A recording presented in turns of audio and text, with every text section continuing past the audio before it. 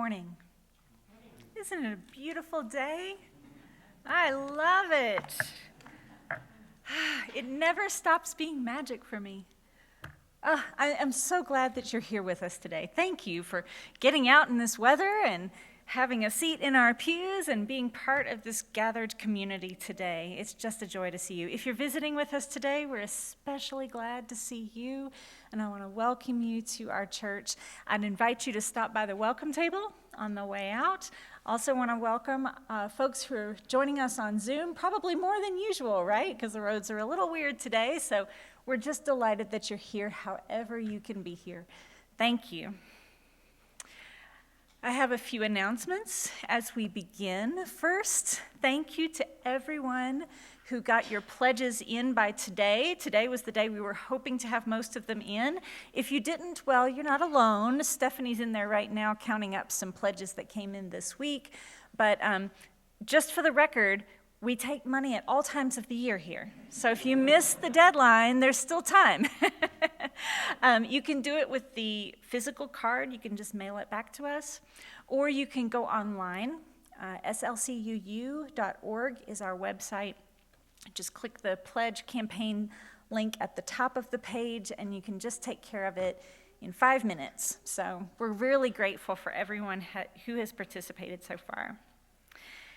And we will announce, if all goes well, we announce the results on Celebration Sunday, March 20th, and I have some great news for you.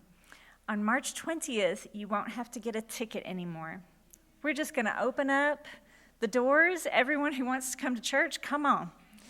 You do still have to wear, yeah, I know, let's clap. Yes, that's really something. It's really something. We are still going to require masks for a while. Salt Lake County still has a little bit high transmission rates, and we also still have small people here who are not eligible for vaccines yet, and we have considerations that businesses in our area don't have, which is to protect our most vulnerable people. And we really want to make this a place where everyone is welcome and safe. So we're still going to do masks for a while. We really appreciate your patience, but on Celebration Sunday, there's going to be a lot more folks here, and that's exciting.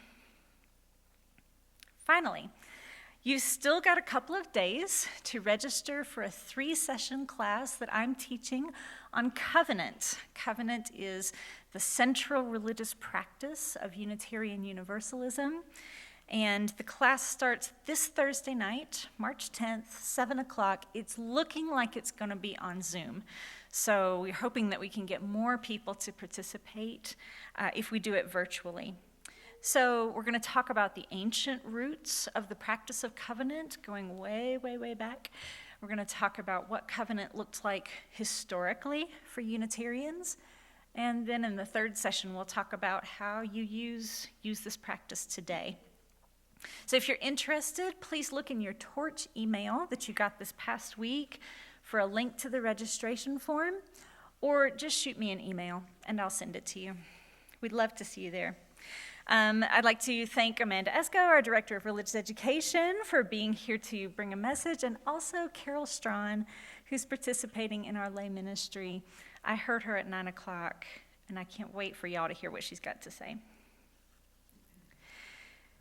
Now we begin our service with the lighting of the chalice.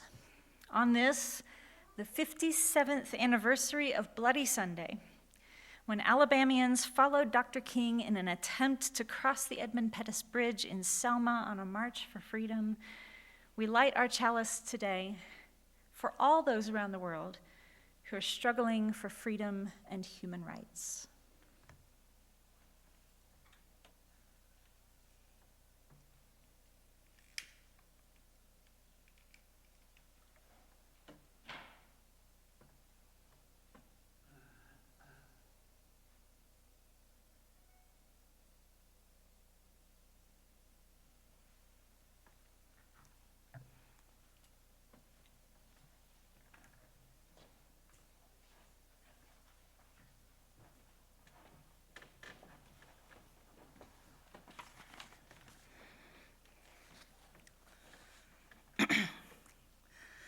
I didn't know this before becoming our Director of Religious Education, But most of my job is trying to get people to say yes to me.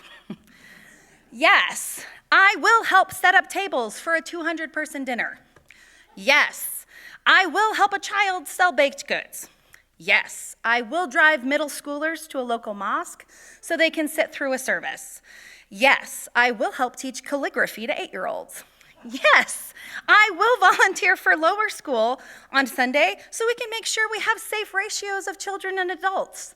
Yes, I will teach OWL. OWL, for those of you who don't know, is an acronym.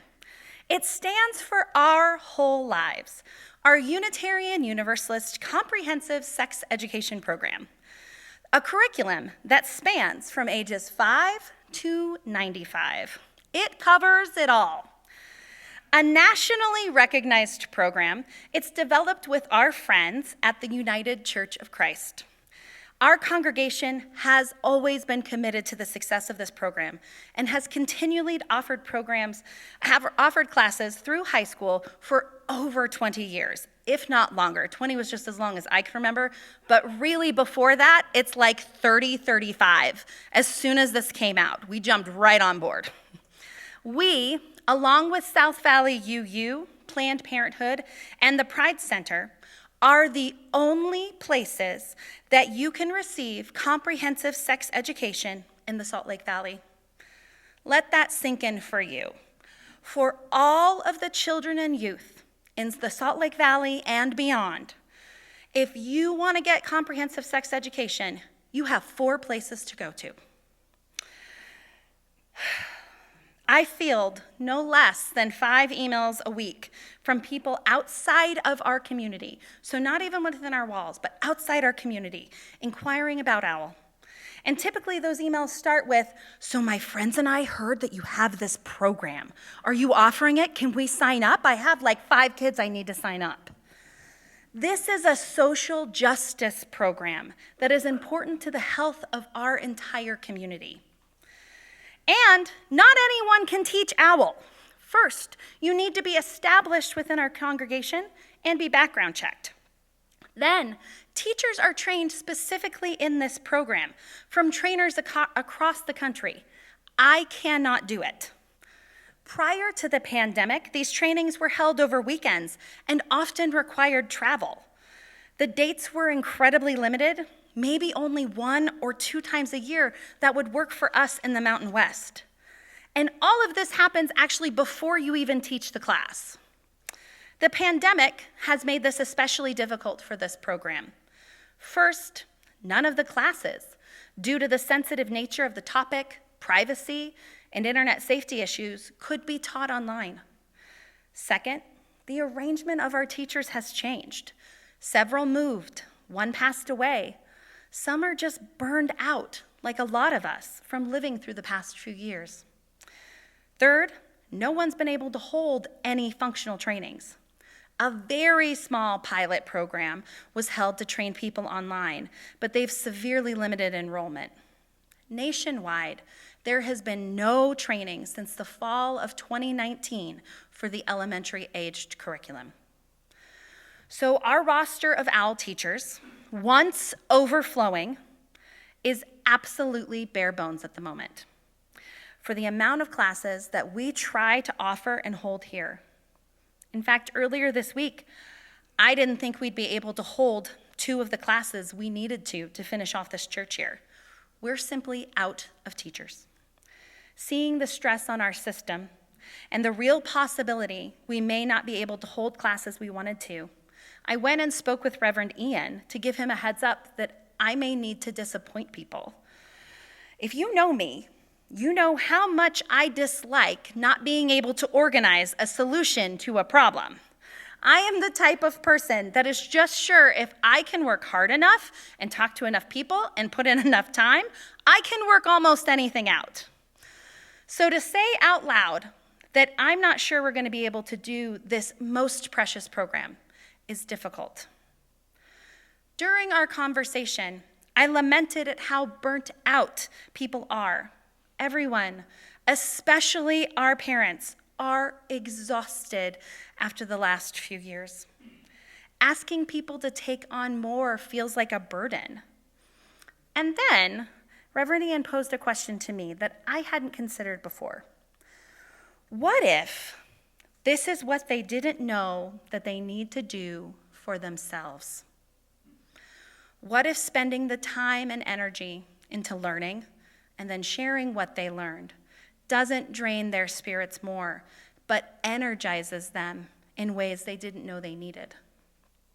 This is and isn't just about OWL. We have these needs throughout the walls of our community and beyond. What happens if you say yes the next time someone asks you to help? It might be an unglamorous task, like fixing picture frames or repainting the pulpit. But what if you start doing it and you love it? You love working with the community. It isn't an energy suck. What if you said yes to something completely outside of your usual comfort zone, like helping to plan an event, or yes, teach OWL, and you find joy? Yes, these things take time and commitment, and sometimes a lot of commitment. But what if it's exactly what you didn't know you needed? Saying yes to new things is vulnerable. Maybe that vulnerability is exactly what we all need in this moment. Before I leave the pulpit today, I want to thank the team of OWL teachers that have been teaching over the last 4 years. Some are still teaching, some are not, but they all deserve our thanks and recognition. In no particular order, they are Mary Elizabeth Mitchell, Britt Rose, Dan Rose, Kendra Smith, Raleigh Smith, Diane Johnson, Kristen Quinn, Phil Mose, Nancy Mose, they're right there. Say thanks to them after service. Aaron Johnson, Matt Wilson, Carrie Black, Calvin Black, Lori Robinson, Linda Garlick, Heather Heaton, and Marlon Taylor. I'm going to start asking you people sitting right here and on Zoom in these seats right now to help with this program and others. And I want you to consider to be vulnerable, that maybe that's what you need right now. May it be so.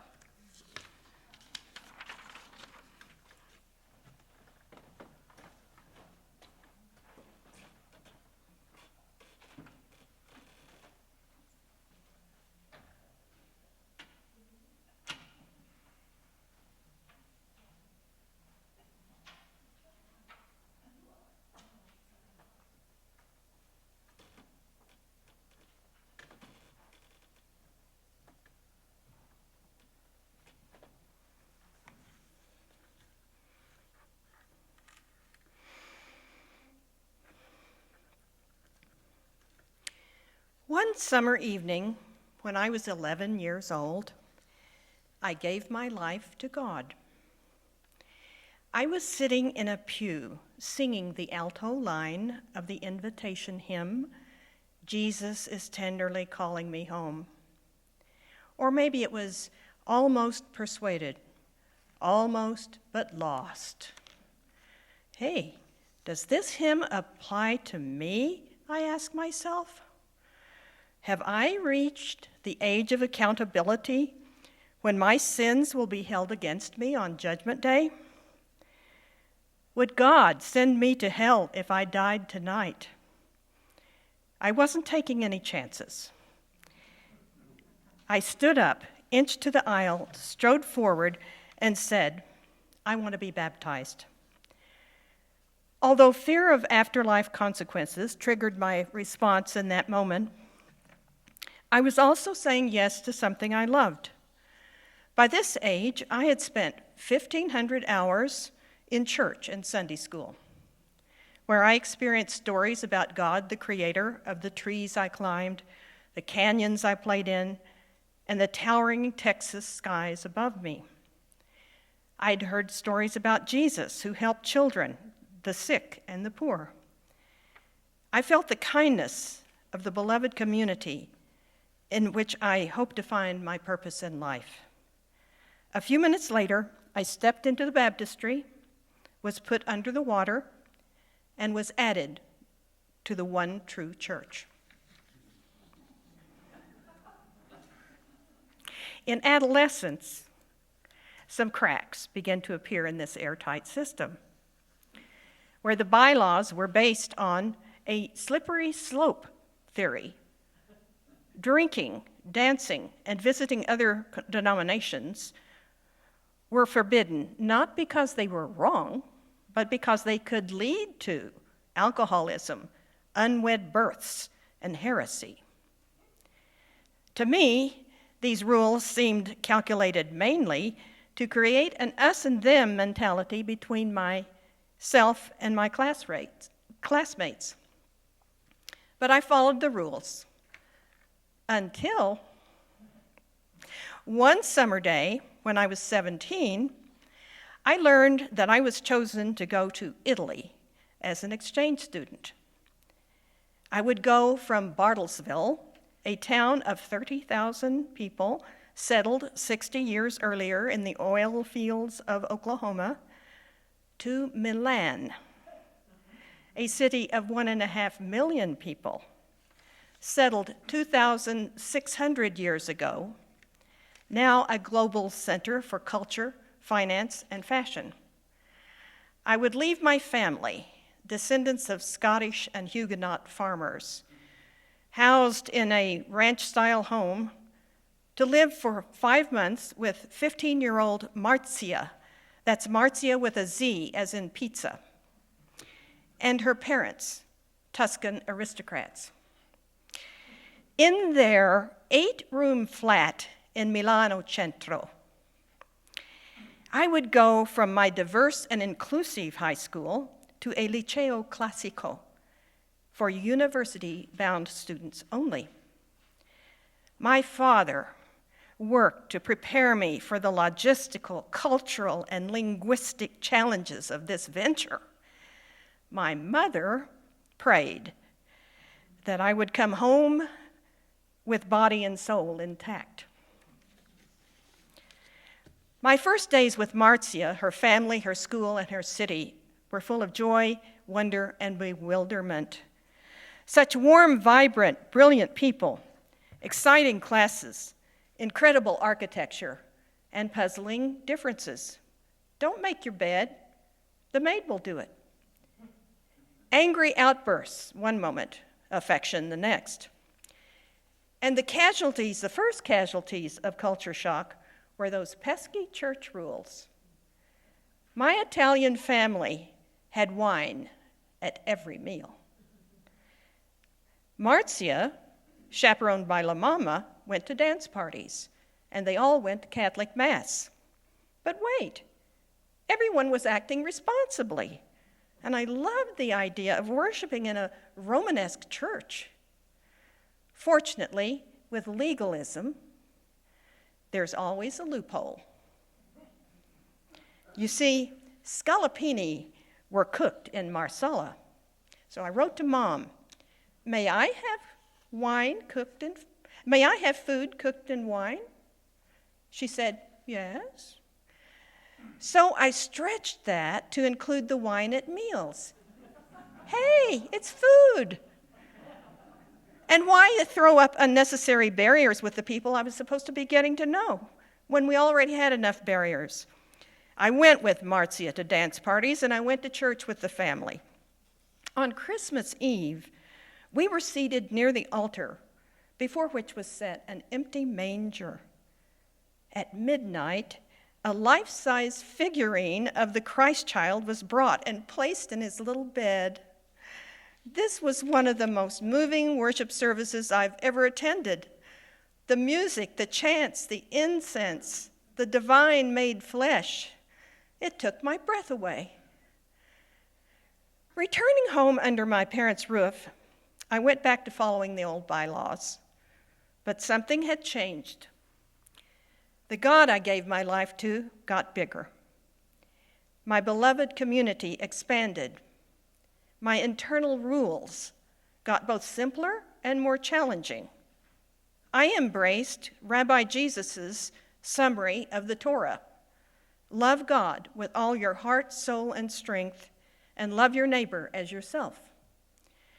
No longer coerced by fear, but instead drawn by joy, I now serve a God who knows that there's more than one right way to do something.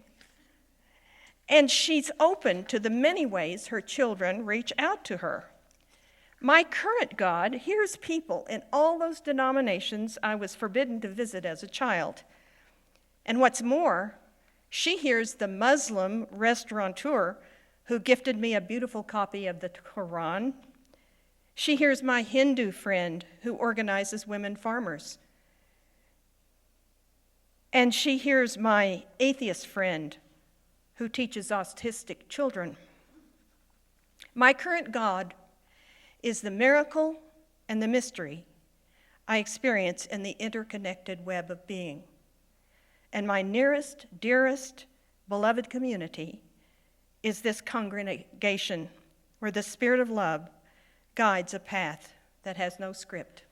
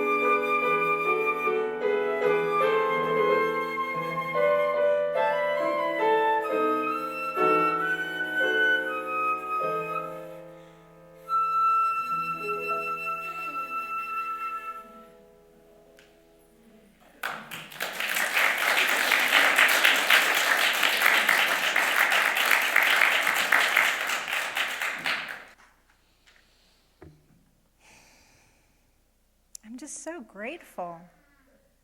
We have such amazing talent in this congregation. We have this beautiful winter light coming in through the windows. It's a gorgeous day outside, and we've gotten all of this snow, all this rain, the water that we really need. We're very blessed this morning. We have a lot of gifts. Now is the time in our service when we accept the offertory. Our congregation has no other means of support other than the people who populate the pews, who inhabit our classrooms, who do the work of the congregation. And if you're feeling as grateful this morning as I am, then I invite you to give generously. I'm not going to come down and say hello to everybody. I want you to really have a chance to listen to Jan. So enjoy the music, and please come say hello after service.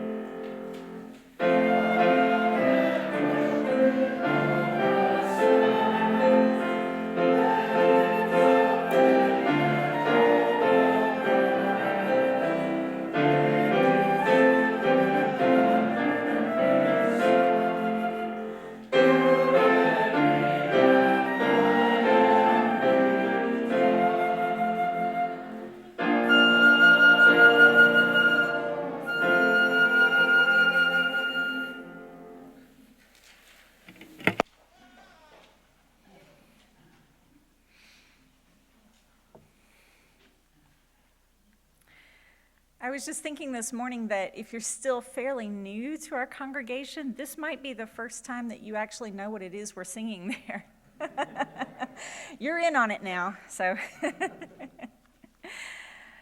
Our theme for this month is consent. Now, most of the time when we think about consent these days, our minds tend toward things legal or procedural. We are asked for our consent for a medical procedure, or for a website to put cookies on our browser, or for all sorts of contracts.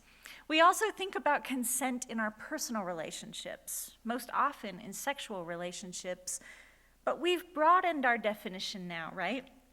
To include all sorts of issues related to personal autonomy. We're sort of back to handshakes now, after months of fist bumps.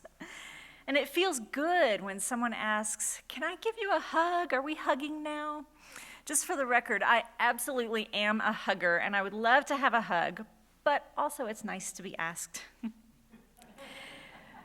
But Reverend Ian and I invite you to think a little bit differently about consent this month. When juxtaposed with our theme from last month, which was calling, Consent takes on a new meaning. We've been thinking about the different ways that we are called to make a difference in the world, and what that calling feels like, what it sounds like. The next step is to ask, how shall we respond? When the universe calls us, we're not forced to answer. We must discern the nature of the calling and then give our consent. We must say yes to life, or say no and accept the consequences. This is the type of consent that we're talking about here. What will you say when the universe puts a call into your heart? Now, if you're like me, you've been watching the news about Ukraine and cheering them on and praying for their safety. It's such an astonishing moment. A small country facing down one of the great military powers of the world. Ordinary citizens coming together to defend their homes. The courage it requires is more than most of us can imagine. And they do this under the leadership of the unlikeliest of leaders. Volodymyr Zelensky was the voice of Ukrainian Paddington Bear. True story. And the star of a television show called Servant of the People, in which a loudmouthed comedian gets elected president. Then it happened in real life. Zelensky found himself, a comedian, getting elected to the presidency. A commentator this week said, "Imagine if Martin Sheen had been elected to the US presidency at the height of the West Wing," right? That's what it was like for Ukrainians to elect Zelensky. And we here in the US have some experience with electing show business people to the Oval Office, and it's gone just about as well for the Ukrainians as it ever did for us. Before this tension with Russia, Zelensky's approval ratings were in the low 30s. Now, though, Zelensky is a hero facing down Vladimir Putin. He rose to the occasion in a heroic way.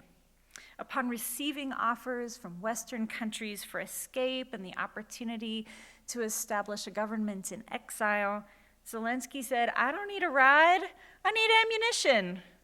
He put on a flak jacket and prepared to stay and fight in the streets alongside his compatriots, even as Putin breathed death threats against him. Once a comedian, he's now a symbol of patriotism and courage for all Europeans and the world, especially those who rise up against impossible odds. So I'm really inspired by a comedian who finds the chutzpah to oppose Vladimir Putin.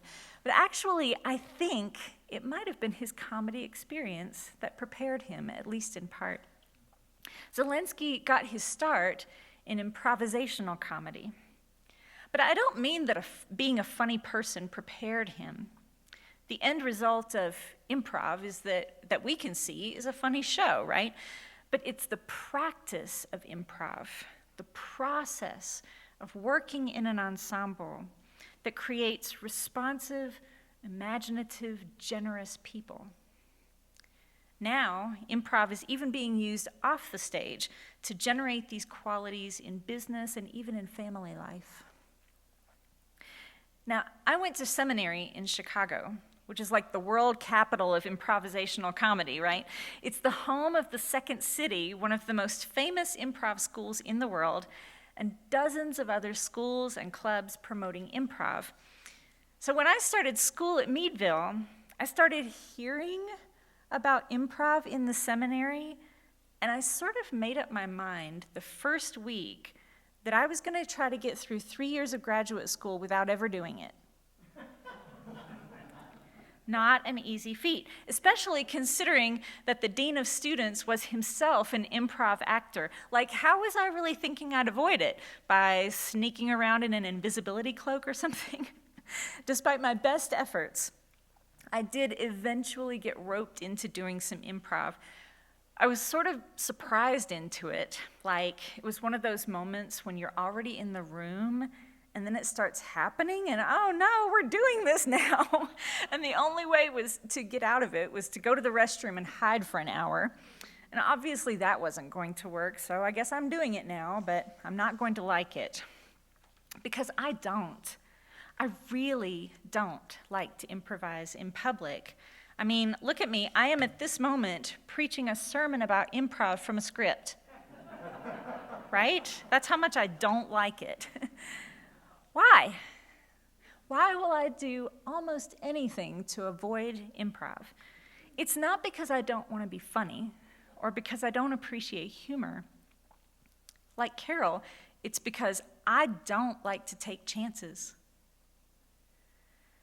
I know enough about myself to know that if I don't plan out what I'm going to say, at best, I'm going to forget some key points and my message won't make any sense. At worst, I will say something unpredictable and probably embarrassing, and then I'll get to spend the next 3 years of my life waking up in the middle of the night to relive it. No, thank you. I have enough to be anxious and embarrassed about as it is. I like to keep things under control. I don't like to be vulnerable. Well, actually, I don't mind being vulnerable in a carefully controlled way. Because we're supposed to be vulnerable now, right? That's like the hot leadership skill now. Brene Brown is out here making $1 zillion a year teaching corporate America how to be vulnerable. But that's the problem with vulnerability. Releasing control is part of the package. There's a difference, you see, between vulnerability and transparency. It's probably not a surprise to you that I feel embarrassed when I say something foolish or ill-considered. In fact, you're probably saying to yourself, yeah, everybody feels that way. In telling you about my tendency to say silly things when I don't prepare, I'm not being vulnerable. I'm just being transparent. Vulnerability comes with real risk. It involves the possibility that your opinion of me will change and I won't be able to control it. In some cases, vulnerability involves the possibility of real harm. And that's where Zelensky is right now. The Kremlin has threatened his life. It's not a game. He's experiencing real vulnerability, but he's been practicing for years, putting himself out there every night. He already knows what it's like to be vulnerable. And I think that's why my seminary professor wanted us to try improv and why I'm bringing it to you today. Because if vulnerability is truly to be a source of strength for us, we can't leap into it. We need practice, putting ourselves in vulnerable positions where we might be laughed at, questioned, criticized, ignored, where we might fail. The stakes for failure are so high in our society. Mistakes are punished swiftly, publicly, mercilessly. So we lock ourselves down, paint on a smile, trust only ourselves, avoid making waves. We make things as comfortable and predictable as possible so that we never seem like we're out of control, so that we never make a mistake. But if we live our lives in such a way that we never fail, it also means that we never really live. We never try anything new. We never stretch our capacity. We don't really know the size and shape of ourselves because we're too afraid to be caught looking less than flawless. And when things truly are out of control, we spin out, unable to respond to the moment. Improv, on the other hand, creates a space where nothing is predictable, where no one knows what is coming next. Improv is messy and it's vulnerable, intentionally so. And out of that vulnerable mess comes moments of hilarity and moments of vulnerability and connection. So how does it work? Well, like any art form, improv has rules. And the better you can follow the rules, the better art you make. The rules include things like being authentic, that is, being a truth teller. Things like creating ensembles where there's no star and everyone has something to contribute. Also, listening to respond, not just to reply. But the first and most important skill of improv is yes and, 2 words with incredible creative potential. So imagine a scene with just 2 actors. One actor leads off with a proposition. I'm having a party this weekend. The second actor's job is to agree with the proposition and then add something to it. It'll be a great time and? Looking forward to it, okay. Then the first actor agrees and adds something else. I really hope you are looking forward to it because I hired an amazing band to play. Oh my gosh, I love good bands. And? Let's go, let's do it. Thanks, Julia, for playing along with me. The principle of yes and begins with a yes, an affirmation, a consent. No shuts down the scene, and there's nowhere for the actors to go except to start over, and the audience has to start over too. Yes and affirms the genius inside your acting partner. Even if their idea isn't exactly genius, it's a start, and consenting to their idea opens the door to more ideas. Other rules build upon yes and, like bring a brick, not a cathedral. Nobody is responsible for building the scene all by themselves, and actually, what you can build by yourself isn't as miraculous as what a team can build together. So just bring one thing to add to the scene. Just bring your yes and. Another rule is to put your partner first. Make them look good instead of worrying about how you look on the stage. When you're worried about how you look, you feel self-conscious, afraid to goof up. But if everyone is trying to make their partners look like stars, then you don't feel so much pressure to say the right thing. Your partner is also trying to make you look good, and everyone gets to shine. Now, if you're listening carefully with your Unitarian Universalist senses, you might hear something in these rules that sounds like a covenant. After all, isn't that all a covenant is? An agreement among partners about the rules of the game we're playing together? What would our church culture feel like if our covenants were based on the principle of yes and? What if we created spaces here where all ideas are genius, where we all said and did things that made the other people look good? What if our teams and committees functioned more like ensembles, where no one is the star and every person has something irreplaceable to contribute? What if we created a church culture where failure was not only accepted but embraced as a critical part of the creative process? What if it was okay to just try stuff? It doesn't mean that we can't plan. We should plan. It's only wise to do so, but we can make room in our plans for playing around, trying stuff, experimenting, saying yes and. The beauty of improv done well is that 1 + 1 equals way more than 2. A third thing is created, the scene. The actors set up the scene through their yes and interactions. Then a truly miraculous thing happens. We, the audience, co-create the scene in our minds. We act as partners in creation, envisioning the setting, the props, the costumes, the outcome, even what happens after the scene closes. We might go on creating consequences and outcomes in our mind. What happens next? It's the basis of fan fiction, right? That's really magical when you think about it. From a tiny spark and an affirmative response, a whole world is created, and we all get to share in the creation. So how many parties are participating in this miracle? Well, the actors, of course, and actors don't have to have an audience.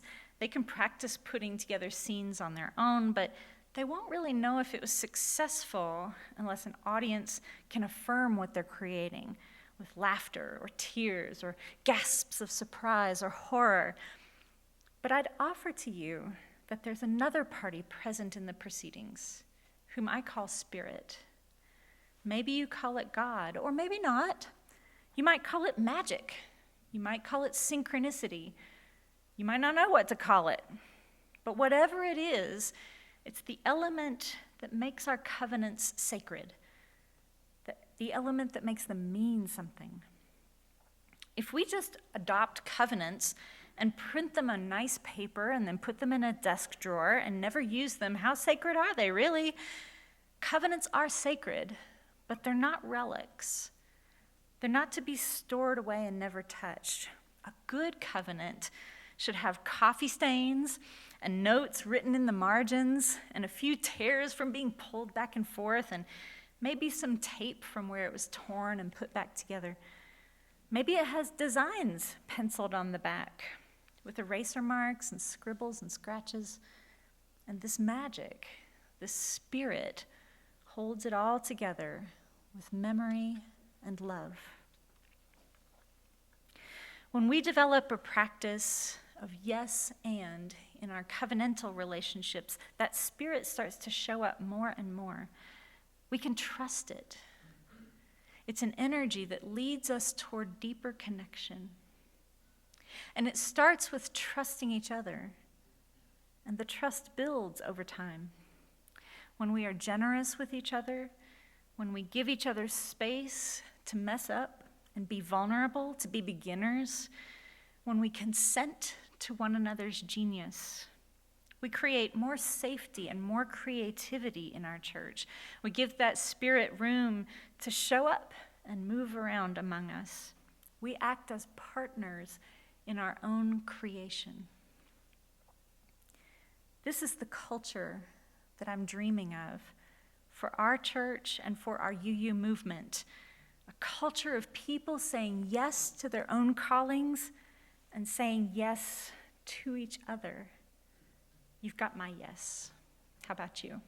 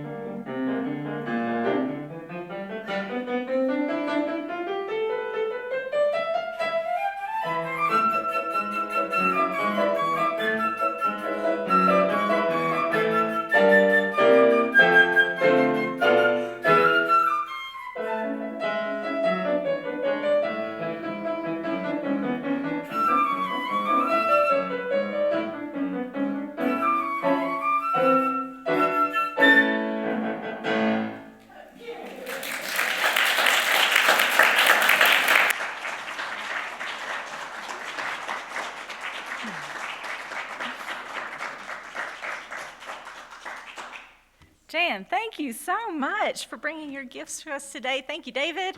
Great as always. Yes, thank you. Thank you to all of our volunteers who make Sunday morning happen as well. Our greeters, welcome table, Don and Joe helping out with the video. Thanks a lot. As we extinguish our chalice today, we continue to pray for the people of Ukraine, for people in conflict all around the world, and for peace in the world, remembering, as Dr. King said, that peace is not the absence of conflict, but the presence of justice. May peace begin with us, peace of mind, peace of heart, and may we spread peace to those around us through both peacekeeping and justice-making. May we say yes to each other and yes to life as we go through our week. Amen.